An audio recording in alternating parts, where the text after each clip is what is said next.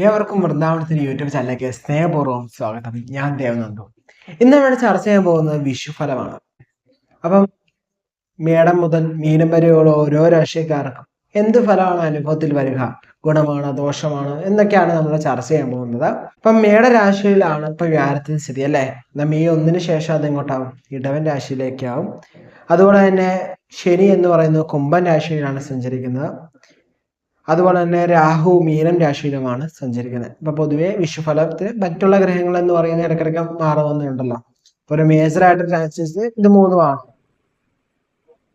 അപ്പം നമുക്ക് അധികം താമസിക്കാതെ നമ്മുടെ വിഷുഫലത്തിലേക്ക് കിടക്കാം. എല്ലാവർക്കും ഹാപ്പി വിഷു കേട്ടോ. കർക്കിടക രാശി അഥവാ കർക്കിടക കൂർ, ഇവർക്ക് പൊതുവെ തൊഴിൽ സംബന്ധമായിട്ട് നോക്കുകയാണെങ്കിൽ ഒരു പ്രശ്നങ്ങൾ നിറഞ്ഞൊരു സമയമായിരിക്കും. ശ്രദ്ധിക്കണം, അല്ലെങ്കിൽ ശ്രദ്ധ ആവശ്യമായി വരുന്ന സമയമാണ്. തൊഴിൽ സംബന്ധമായിട്ടും പുതിയ തൊഴിൽ അന്വേഷിക്കുന്നതൊക്കെയാണെങ്കിൽ തൊഴിൽ ലഭിക്കാനൊക്കെ യോഗമുള്ള സമയം തന്നെയാണ്. ദേഷ്യമൊക്കെ ഒന്ന് കുറയ്ക്കണം, ഉത്തമമായിരിക്കും. അത് തൊഴിൽ സ്ഥലത്തായാലും വീട്ടിലായാലും കൂട്ടുകാർക്കിടയിലായാലും എവിടെയായാലും ദേഷ്യം എന്ത് ചെയ്യാം, ഒന്ന് കുറച്ച് കൊണ്ടുവരിക കേട്ടോ. ഒരു പൊട്ടിക്ക് കുറയ്ക്കുന്നത് ഉത്തമമായിരിക്കും.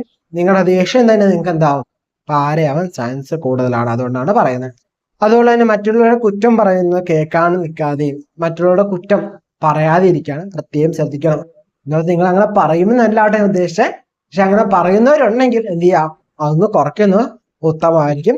പുതിയ തൊഴിലൊക്കെ നമുക്ക് നമ്മുടെ അടുത്തേക്ക് വരുമ്പോൾ അത് നമുക്ക് അനുകൂലമായതാണോ എന്ന് മനസ്സിലാക്കിയ ശേഷം മാത്രം അങ്ങനത്തെ തൊഴിലൊക്കെ എടുക്കുക. ചില തൊഴില് നമുക്ക് അനുകൂലമാവാത്ത തൊഴിൽ നമുക്ക് വരാൻ സാധ്യതയുണ്ട്. ബട്ട് നമുക്ക് നോക്കുക, നമ്മൾ നോക്കി അണ്ടർസ്റ്റാൻഡ് ചെയ്ത ശേഷം മാത്രം, നമ്മൾ ചെയ്യാൻ പോണ വർക്ക് എന്താണ് വ്യക്തമായി മനസ്സിലാക്കിയ ശേഷം മാത്രം നമ്മൾ എന്ത് ചെയ്യുക, ആ തൊഴിലിലേക്ക് പോകാൻ ശ്രമിക്കുക കേട്ടോ. അതുപോലെ തന്നെ എന്ത് തൊഴിൽ ചെയ്താലും നിങ്ങൾ അതിൽ ഫോക്കസ്ഡ് ആയിട്ട് ഇരിക്കുക. ഓക്കെ, നിങ്ങൾ എന്ത് തൊഴിൽ തന്നെയാണ് ചെയ്യുന്നതെന്ന് പറഞ്ഞാലും ആ തൊഴിൽ തന്നെ ഫോക്കസ്ഡ് ആയിട്ടിരിക്കുക. ഫോക്കസ് മാറാതെ പ്രത്യേകം ശ്രദ്ധിക്കണം. അതേപോലെ തന്നെ നമ്മുടെ പ്രശ്നങ്ങളൊക്കെ നമ്മുടെ ജീവിത പങ്കാളിയുമായിട്ടൊന്ന് ഷെയർ ചെയ്യുന്നത് ഉത്തമമായിരിക്കും. അത് മുഖേന അവർ പറയുന്ന ചില വാക്കുകൾ നമുക്ക് വളരെയധികം സമാധാനത്തെ പ്രദാനം ചെയ്യാനൊക്കെ ചാൻസ് കൂടുതലാണ്. മംഗള കാര്യങ്ങളൊക്കെ നടക്കാൻ യോഗമുള്ള സമയമാണ്. വിവാഹം അങ്ങനെയുള്ള കാര്യങ്ങളൊക്കെ കുടുംബത്തിൽ നടക്കാൻ യോഗമുള്ള സമയമാണ്. വാഹന യോഗമൊക്കെ പറയാം, വസ്തു യോഗമൊക്കെ പറയാൻ സമയം. വസ്തു യോഗം എന്ന് പറയുമ്പോൾ ഇവർക്ക് പൊതുവെ വസ്തു സംബന്ധമായിട്ട് കേസുകളൊക്കെ ഉണ്ട്. അതൊക്കെ ഒന്ന് പരിഹരിച്ച് കിട്ടാനൊക്കെ ചാൻസ് കൂടിയ സമയം തന്നെയാണ്. അതുപോലെ തന്നെ നമ്മൾ സംസാരിക്കുമ്പോൾ ഒന്ന് ശ്രദ്ധിക്കുന്നത് ഉത്തമമായിരിക്കും. ആവശ്യമില്ലാത്ത പ്രോമിസുകളൊന്നും ആർക്കും തന്നെ കൊടുക്കാതിരിക്കുക. നിങ്ങൾ പ്രണയാതാക്കളായാലും ജീവിതത്തിലായാലും സുഹൃത്തുക്കൾക്കിടയിലായാലും നാട്ടുകാർക്കിടയിലായാലും എവിടെ തന്നെയായാലും അനാവശ്യമായിട്ട് ഒരു പ്രോമിസും ആർക്കും കൊടുക്കണ്ട. ഈ ഒരു വർഷക്കാലത്തേക്ക് ആ ഒരു കാര്യം ശ്രദ്ധിക്കുക. ഓക്കെ, ഞാൻ ഇത് നിനക്ക് ചെയ്തു തന്നേക്കാം, അല്ലെങ്കിൽ നിനക്ക് ഞാൻ ചെയ്തു തരും എന്ന് പറയേണ്ട ആവശ്യമില്ല. നിങ്ങൾക്ക് ചെയ്യാൻ പറ്റുമോ, നിങ്ങൾക്ക് അത് ചെയ്യേണ്ട ആവശ്യമുണ്ടോ എങ്കിൽ മാത്രം ചെയ്തു കൊടുക്കുക. ഓക്കെ, നമ്മുടെ കാര്യമൊക്കെ കുറച്ചൊക്കെ നോക്കുന്നതായിരിക്കും കുറച്ചുകൂടി ഉത്തമമായിട്ട് പറയാവുന്നത്. പഠന സംബന്ധമായിട്ട് നോക്കുകയാണെങ്കിൽ വിദ്യാർത്ഥികളൊക്കെ പറയുകയാണെങ്കിൽ ഇവർക്ക് പഠനത്തിന് മികവ് നമുക്ക് പറയാവുന്നതാണ്. പക്ഷെ എന്ത് ചെയ്യണം, ഒരു ഡെയിലി ബേസിസിൽ നിങ്ങൾ പഠിത്തം മുമ്പോട്ട് പോകാൻ ശ്രദ്ധിക്കുക.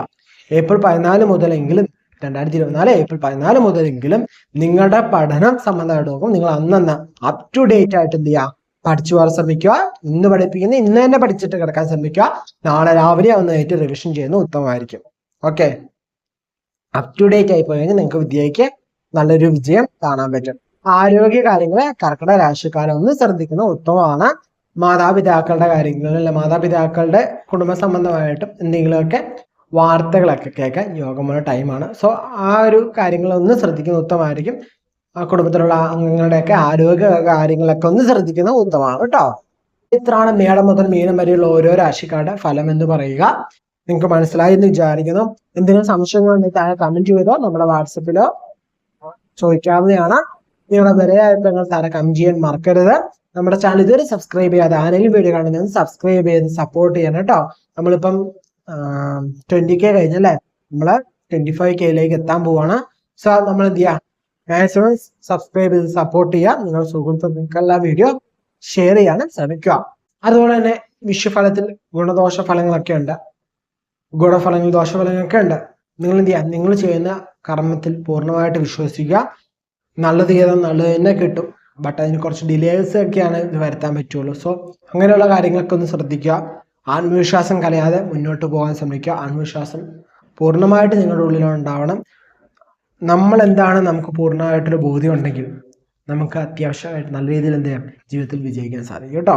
സോ നമ്മൾ എന്താണ് മനസ്സിലാക്കുക, നമ്മൾ ആരാണ് മനസ്സിലാക്കുക, നമുക്ക് എന്ത് ചെയ്യാൻ സാധിക്കും എന്ന് മനസ്സിലാക്കുക, നമുക്ക് എന്ത് ചെയ്യാൻ പറ്റില്ല എന്ന് മനസ്സിലാക്കുക, നമുക്ക് എന്ത് ഓപ്പർച്യൂണിറ്റി ഉള്ളതെന്ന് മനസ്സിലാക്കുക, നമ്മളനുസരിച്ച് എന്ത് ചെയ്യുക, വർക്ക് ചെയ്യുക, നമുക്ക് നല്ല രീതിയിലായിട്ടൊരു വിജയത്തിലേക്ക് ഫോക്കസ് ചെയ്യുക കേട്ടോ.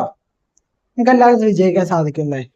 ഒത്തിരി ടെൻഷൻ അടിച്ച് നിങ്ങൾ അയ്യോ ഇത്ര കാലം മോശമായിരുന്നു, ഇനി മോശം സമയമാണോ, ഇനിയിപ്പം ഉള്ള സമയം നല്ലതാണ്, ഇത്ര നാളും കുറച്ച് നാള് നല്ലതായെങ്കിലും ചീത്ത ഫലങ്ങളായിരുന്നു എന്റെ ജീവിതത്തിൽ ഉണ്ടാവും. നിങ്ങൾ എന്ത് ചെയ്യുക, നിങ്ങൾ ജാതകം ഒന്ന് പരിശോധിക്കുക. ജാതകം പരിശോധിച്ച് കൃത്യമായിട്ട് കസ്റ്റമൈസ്ഡ് ആയിട്ടുള്ള പേഴ്സണലൈസ്ഡ് ആയിട്ടുള്ള പ്രഡിക്ഷൻ എന്താണ് മനസ്സിലാക്കുക കേട്ടോ.